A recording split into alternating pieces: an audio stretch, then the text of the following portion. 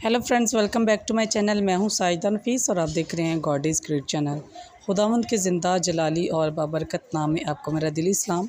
मेरा ईमान है कि खुदावंद के फजल व करम से आप खैरियत से होंगे।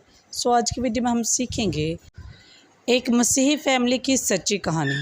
सो वीडियो को अंत तक ज़रूर देखिएगा और अगर आपको मेरी वीडियो अच्छी लगे तो लाइक और सब्सक्राइब ज़रूर कीजिएगा ताकि आपको मेरी नेक्स्ट आने वाली वीडियो सबसे पहले मिल सके और आप अपने ईमान को खुदावंद पर और ज़्यादा मजबूत और पुख्ता कर सकें।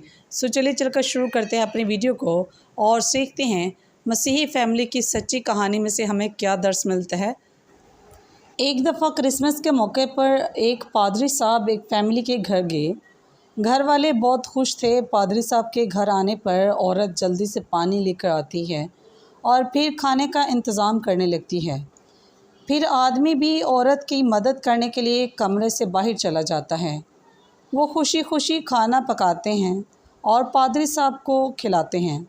जब पादरी साहब खाना खा चुके और दुआ करके चले जाते हैं तो अचानक औरत को याद आता है कि मेरे हाथ में कुछ पैसे थे जो मैंने पास ही रखे हुए टेबल पर रखे थे। खैर, वो दोनों पूरे घर में ढूंढने लगते हैं लेकिन कहीं भी पैसे ना मिले।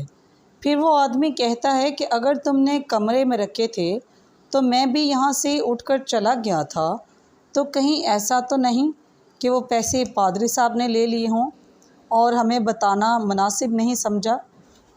औरत कहने लगी कि ये तो चोरी हुई ना।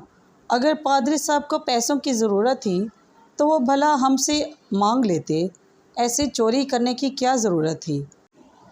औरत कहने लगी कि अब तो मेरा पादरी साहब से दिल ही उठ गया है।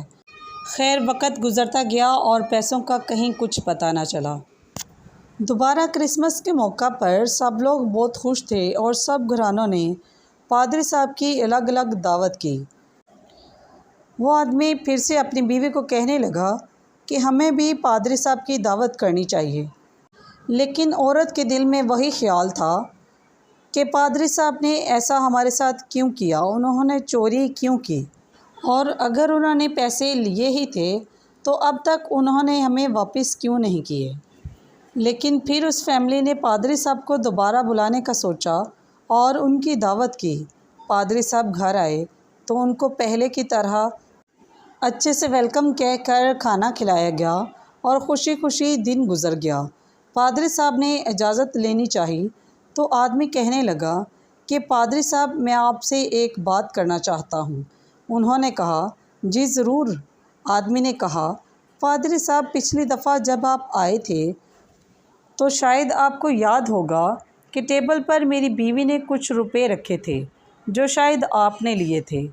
अगर आपको पैसों की ज़रूरत थी तो पादरी साहब आप मुझसे मांग सकते थे, लेकिन ऐसे चोरी करना अच्छी बात नहीं। तो पादरी साहब कहने लगे कि आपके घर में बाइबल मुक़द्दस है? तो आदमी बोला, जी है। पादरी साहब ने कहा, कभी खोली भी है? वो दोनों मियाँ बीवी एक दूसरे की तरफ देखने लगे और शर्मिंदा होकर अपनी आंखें झुकाईं। फिर पादरी साहब ने कहा, अपनी बाइबल मुक़द्दस लेकर आओ। औरत जल्दी से बाइबल मुक़द्दस लेके आई और उस आदमी से कहा कि इसे खोलो। उन्होंने कहा कि ये रहे आपके रुपए, क्योंकि जब आप दोनों खाना बनाने के लिए चले गए थे तो मेरी नज़र उन रुपयों पर पड़ी और मैंने पास में रखे हुए टेबल पर बाइबल मुक़द्दस देखी और उसमें वो रुपए रख दिए ताकि जब बाइबल मुक़द्दस खोलेंगे तो इनको वो रुपए मिल जाएंगे। लेकिन अफसोस कि आपने पूरा साल गुज़र गया, वो बाइबल मुक़द्दस नहीं खोली। अगर आप लोग साल में एक बार भी बाइबल मुक़द्दस को खोलते तो बरक़ात के साथ साथ आपको आपके पैसे भी मिल जाते। सो अफ़सोस कि आप लोगों ने अब तक उस बाइबल मुक़द्दस को हाथ तक नहीं लगाया, तो इसे यहाँ पे रखने का फ़ायदा क्या है।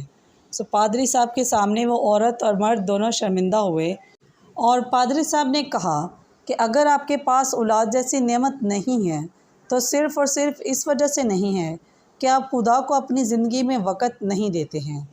सो मेरे अज़ीज़ों, पाक कलाम को घर में रखना ही बड़ी बात नहीं है, बल्कि उसको रोज़ पढ़ना और उस पर अमल करना सबसे बड़ी बात है।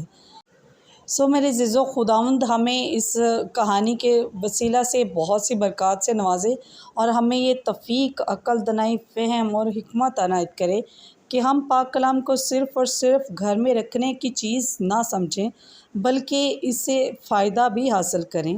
پاک کلام کو روز پڑھیں اور اس پر عمل بھی کریں، خداوند کے حکموں پر چلیں تاکہ خداوند آپ کو اور مجھے بہت سی برکات سے نوازے۔ اپنا اور اپنے پیاروں کا بہت سارا خیال رکھیے گا، دعاؤں میں یاد رکھیے گا۔ خدا حافظ۔